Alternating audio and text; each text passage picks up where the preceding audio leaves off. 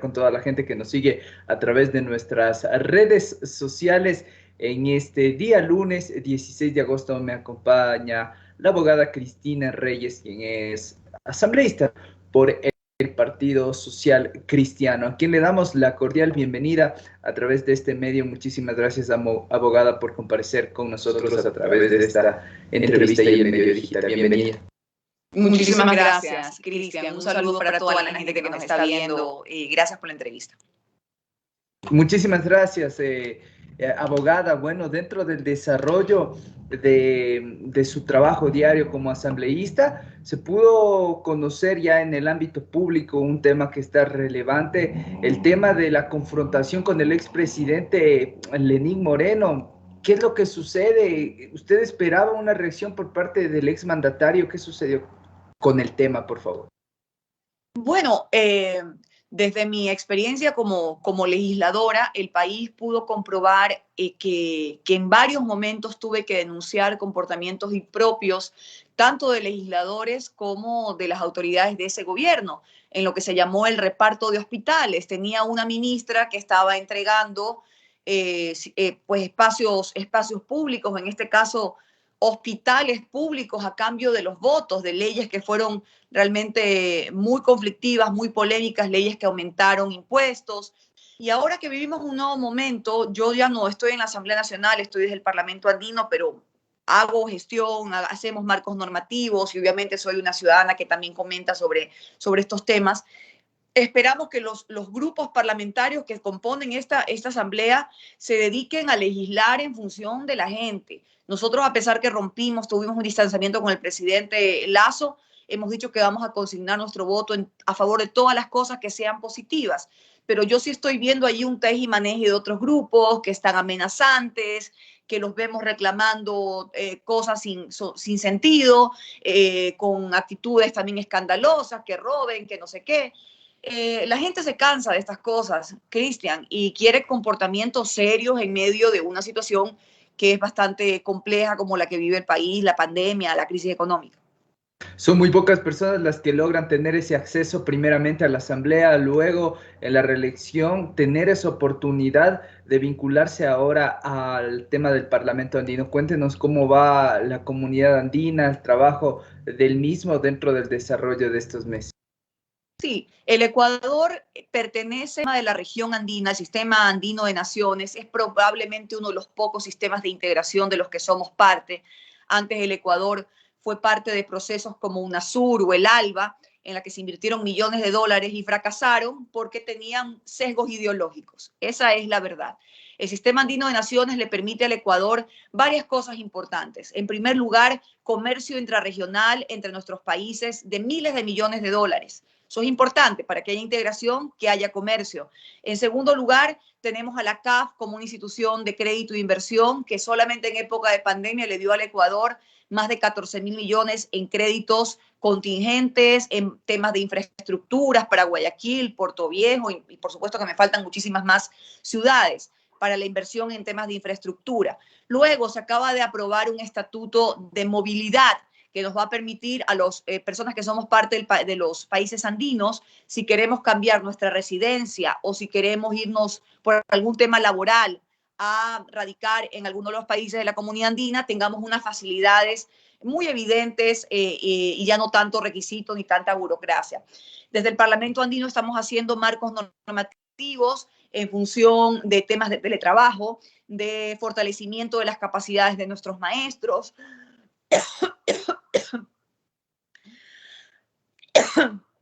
un análisis sobre temas de salud mental de la población. Y si me permite un momentito, Cristian, para continuar la entrevista. No, tranquila. Que me ha atorado. Oiga, mi estimada abogada, le quería mencionar, ¿no? Que usted también lleva a cabo entregas con su fundación, ¿no?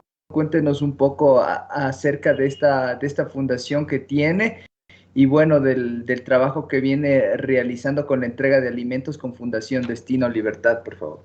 Claro que sí, Cristian. Cuando ocurrió lo de la pandemia, todos tuvimos que irnos a nuestra casa. y estuvimos muchos meses confinados, pero yo al mes un día dije, no, yo no puedo seguir aquí. Yo era asambleísta en ese momento, teníamos todavía la actividad parlamentaria por teletrabajo, pero con nuestra fundación empezamos a trabajar. Entregamos miles de kits de alimentos por todo el país. Las pruebas diagnósticas de COVID se las entregamos a municipios, a muchas fundaciones, a mucha gente, porque era importante en ese momento determinar si uno tenía o no tenía la enfermedad, ¿verdad? Para las previsiones necesarias. Y por supuesto que uno de los problemas que encontramos dentro de nuestros recorridos es que en esa transición que la gente hizo hacia sus trabajos en casa o a los niños hacia la escuela, hacia la educación virtual, muchos de ellos se quedaron fuera del sistema educativo. Dicen que a lo mejor si el Estado no se pone las pilas, que los niños durante 2 años hayan perdido su escolaridad es muy grave, es muy grave. La ministra habla de 90,000 niños que han perdido, que han salido del sistema de educación público. ¿Por qué? Porque no han tenido herramientas tecnológicas, porque todavía no hay la digitalización necesaria en el país, porque los padres obviamente a veces no tienen para comprar una tablet o la conexión en internet. Esos son temas urgentes que el presidente Lasso tiene que resolver. Fue un compromiso de campaña que asumió con nosotros. Mientras esto ocurre en una iniciativa privada, nosotros hemos entregado cientos de tablets gracias a cooperación internacional, esfuerzos propios en la ciudad de Guayaquil, en la provincia de Manabí. Muy pronto iremos a una comunidad indígena en Cotacachi. Y así continuamos trabajando, pero insisto, son esfuerzos privados que sé que también los hacen otras personas. Pero aquí lo importante, y esto es el llamado de atención al presidente Lasso, sabemos que está haciendo un gran trabajo en el proceso de vacunación, pero hay que dar los siguientes pasos. Y para que haya recuperación económica y para que haya bienestar y para que haya progreso hay que entregar oportunidades. Esto quiere decir créditos baratos y ayudas contingentes a las familias, a los trabajadores, a las empresas y en el lado de nuestros niños y nuestros maestros, todas las herramientas necesarias para que ellos puedan continuar con sus estudios hasta volver, pues obviamente estamos en esta transición de regresar a la escolaridad ya presencial, pero eso no quiere decir que nuestros niños van a interrumpir sus estudios. Parlamentaria Reyes, hay que entender la realidad del contexto. Varias dosis han llegado al país para inocular precisamente a los menores de edad. ¿Cómo ve el entorno en esta medida progresiva del regreso a clases, de la reactivación económica? ¿Estamos de acuerdo con este momento del énfasis económico, del énfasis educativo, como usted lo menciona, por la salud de nuestros niños? Sí, indiscutiblemente la inmunización de la población es un factor fundamental para sentirnos protegidos, para que las actividades económicas que significan no solo las actividades laborales, actividades profesionales, de ir, venir. Aquí estamos hablando de transporte público, estamos hablando de actividades de entretenimiento, las actividades en el campo, las actividades escolares, como usted menciona, que ya se haya vacunado a nuestros maestros, es importante para que podamos ir hacia el regreso a clases paulatinamente. Yo entiendo que el gobierno ha cumplido el objetivo que dijo de 9 millones de ecuatorianos. Me parece que estamos por esa cifra. No estoy segura si todos tenemos la segunda dosis, porque eso es importante saber. Yo, por ejemplo, tengo solamente una dosis, pero bien, he visto que en el sector turístico se hizo un trabajo de inmunización interesante. Eso puede reactivar un sector que ha sido tan golpeado. Bueno, los maestros también, lo propio. Es importante. No vamos a poder tener reactivación económica si no hay esta seguridad de que, porque las variantes van cambiando además, entonces, y van llegando también, entonces ya está comprobado que una persona vacunada puede tener una mayor resistencia a este tipo de variantes y ya no llegar al extremo de ir a una unidad de cuidados intensivos. Dios quiera que este proceso siga funcionando, pero luego no va a ser suficiente si el presidente no enfoca medidas que permitan los créditos que él dijo que iba a entregar a bajos costos, que iba a bajar las tasas de interés para los distintos sectores, luego también que ofreció algunas ayudas de políticas de inclusión social a gente de muy escasos recursos, habló de programas de alimentos hacia sectores populares, estamos hablando también de las herramientas digitales que dijo que iba a entregar a los niños, en fin, ojalá que se vaya dando forma a lo que debe ser un programa económico y de inclusión social para el Ecuador. Sin duda alguna, eso es lo que esperamos todos como ecuatorianos para el mejor destino del país. Ahora algo que está en boga, ¿no? Los juicios a autoridades, declaraciones pasadas de tono por ahí, como usted lo mencionaba. ¿Estamos viviendo un auge mediático o en realidad los personajes son los que se buscan sus perspectivas de acuerdo a las enseñanzas que lastimosamente les deja estas metidas de pata? Bueno, yo me temo que más allá que sí, hay una gran pirotecnia de algunos políticos en sus declaraciones, en sus posiciones. Estamos viviendo graves problemas de institucionalidad. Mientras no corrijamos esas estructuras, que es como una herencia que nos han dejado algunos gobiernos, sobre todo algunos que fueron muy autoritarios y que le metieron la mano a todo, a la Constitución, manosearon las instituciones. Y me temo que estamos en un gran problema. O sea, lo de la Contraloría, lo que hemos pasado en la Contraloría, ¿cómo puede haber transparencia en un país? ¿Cómo puede haber auditoría de los recursos públicos si las autoridades de control han sido parte de un sistema cómplice? Si hemos visto también fiscales que han estado envueltos en hechos de corrupción o se han hecho de la vista gorda frente a los atentados contra los recursos públicos, o los propios legisladores que, insisto, echan tanto fuego y tanta chispa y al final del día ellos mismos están involucrados. Así que hay que hacer una debida reestructuración. Yo entiendo que esta es la asamblea que eligió la gente, soy respetuosa con las decisiones, pero tenemos que ser vedores de todos los procesos. Mire usted que el Consejo de Participación Ciudadana ya está en lo que va a ser el proceso de la elección del nuevo Contralor. Todos tenemos que estar ahí vigilantes de lo que va a ocurrir. Va a venir un proceso también para renovar parcialmente la Corte Constitucional. Esperemos también, aunque la Corte Constitucional tiene un gran prestigio en este momento, pero tenemos que ser vigilantes porque de otra manera no podemos confiarnos de la institucionalidad. Así es, así es. Continuamos con la entrevista en este conversatorio. Cuando son las 8:19 nos acompaña la abogada Cristina Reyes, quien es parlamentaria andina por el Partido Social Cristiano. Algo que también preocupa es este tipo de amenazas que se ha venido dando por parte de María Paula Romo hacia su persona en el tema eh, de la repartición de los hospitales. ¿Por qué cree que se da este tipo de acciones en su contra, abogada? Bueno, esta es una señora que fue censurada y destituida por la Asamblea Nacional. Es decir, sale por la puerta trasera, que llega por la ventana, sale por la puerta trasera. Entiendo que la señora no está en el país y yo espero sencillamente que la justicia, así como ya ha tomado acciones, han habido operativos, se han desenmascarado algunos negociados dentro de los hospitales, también se llega a los autores intelectuales de esta ofensa para el país. Es quien los repartió. Y yo espero que no quede en la impunidad, como quedan la mayoría de cosas en el Ecuador. Ese es mi deseo, pues yo obviamente no soy fiscal, pero dentro de nuestro ámbito como legisladores, cuando lo fui, por supuesto que a esa clase de funcionarios los censuramos y los destituimos. Tocó un tema muy importante, mi estimada abogada Reyes, en la temática de la parte de las instituciones, cómo decreció la confiabilidad por parte de los ecuatorianos. Y yo creo que dentro de una fiscalía que ellos mismos se allanan, dentro de una contraloría que existieron varios cambios en un mes. ¿Cómo evitar estos casos de los sobornos, estos casos de los diezmos que están latentes?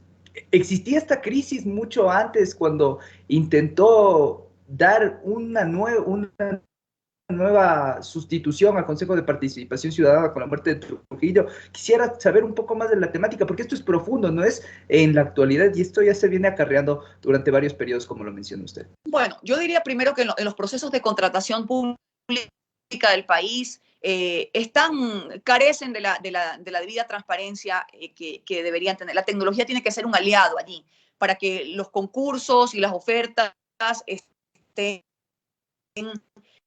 en los valores. Antes, yo creo que deberíamos retomar los controles que antes hacía Contraloría y Procuraduría, que eran previos a la adjudicación de las grandes obras.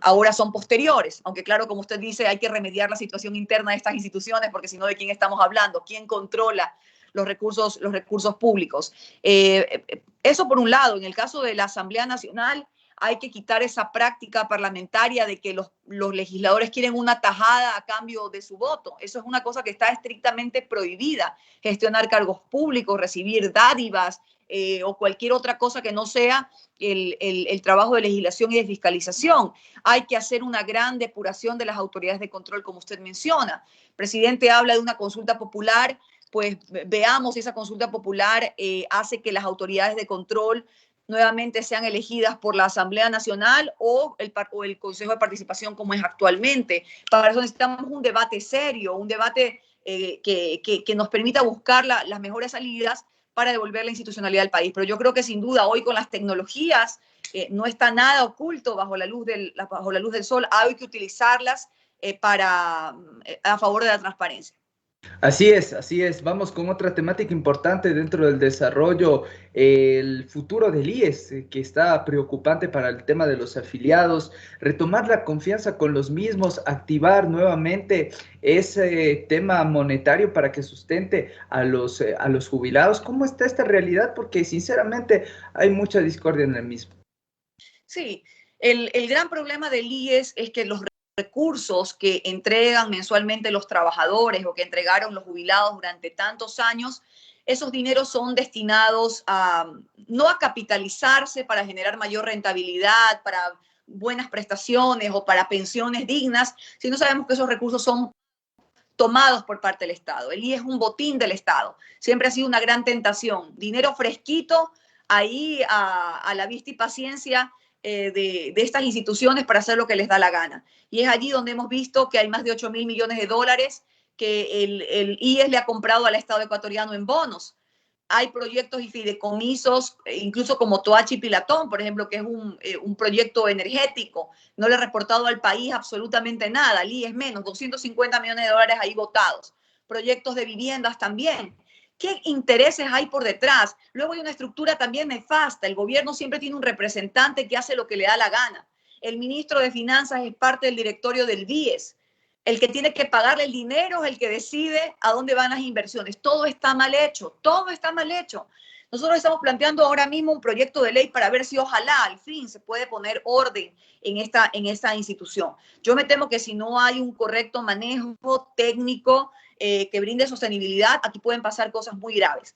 Así que la solución es tener la voluntad política de que los gobiernos saquen las manos de esos recursos y que se las devuelvan a sus verdaderos administradores, que son los trabajadores ecuatorianos. Nos vamos con una pregunta ya para finalizar la entrevista. Sabemos que tiene una agenda muy ocupada, abogada Reyes. Queremos llegar con la realidad nacional. Se vivió una jornada de protestas, tal vez convocadas por varios sectores populares. ¿Qué se puede sacar como conclusión dentro de estas movilizaciones que buscan, lógicamente, derogar el precio del subsidio del combustible? A ver, primero yo creo que no hay que adelantarse, hay que tener una posición crítica pero prudente a las circunstancias que vive el país. Yo puedo tener muchas diferencias con el gobierno, pero no tienen ni 100 días al momento. Entonces yo imagino, es un gobierno que está de llegada y que está tratando de solucionar las cosas. Así que yo creo que el gobierno ha manifestado una postura de ir hacia una focalización del subsidio. Dicen ellos que no afectaría a las clases populares y que no afectaría al sector del transporte, que obviamente si sube, si se quita el subsidio a los combustibles, sube absolutamente todo, ¿verdad? Por eso lo que él dice que es focalizarlo a los taxis, a los buses, a los transportes de carga pesada, de turismo y demás, evitaría de que esto se disperse y que haya, la tecnología aquí puede ser un aliado para saber cuánto tanquea cada uno de estos vehículos. Aquí el gran problema es que, y no hay control, en las fronteras es donde se despachan la mayor cantidad de combustibles y ahí no hay control. ¿Eso qué quiere decir? Que eso se va por contrabando. Así que bueno, esto se tiene que analizar de manera técnica. Yo espero que también los grupos sociales tengan la apertura para conversar, porque para eso está. Creo que en un país tenemos que entendernos. Si se queman llantas, si se cierran carreteras en un momento de pandemia, por supuesto que eso no nos va a llevar a ningún entendimiento. Yo comprendo que hay preocupación, que hay algunas necesidades insatisfechas en el caso de los maestros, en el problema que tienen con sus salarios, pero siempre todo se va a solucionar mediante el diálogo. Entonces yo espero que haya la apertura, tanto del gobierno como de las organizaciones sociales, para sentarse en una mesa, conversar y decidir sobre temas tan sensibles. Muy productivo el diálogo que tuvimos el día de hoy a través de Publicor con la abogada Cristina Reyes, parlamentaria por el Partido Social Cristiano. En la parte final, mi estimada abogada. Sí, agradecer muchísimo por la oportunidad y decirle a toda la gente que nos está escuchando que a pesar de los momentos complicados que vivimos, momentos de inmediatez, momentos que a veces pensamos que las cosas importantes son rápidas, pues no, las cosas grandes toman tiempo, a pedirles a todos que nos cuidemos, que vayamos hacia este proceso de inmunización, un proceso de reflexión, que no olvidemos que el esfuerzo es importante para lograr todos nuestros sueños y que tenemos que ser críticos, sí, con las distintas instituciones, pero que somos un país democrático y todos los conflictos, las controversias tienen que resolverse mediante el diálogo. Así es, en cualquier momento le invitamos, ¿no? Para que pueda visitarnos con toda su familia acá a Riobamba. Tenemos sin número de lugares turísticos para que pueda visitar y por supuesto le agradecemos a usted, abogada Reyes, que nos en esta mañana a través del Espejo Público y de Publicor. Queremos agradecer a toda la gente de igual forma que se quedó enganchados con nosotros. No se olvide compartir nuestro contenido y por supuesto seguirnos en nuestras redes sociales. Conmigo será hasta una próxima entrega de Publicor. Muchísimas gracias. Gracias. Un abrazo.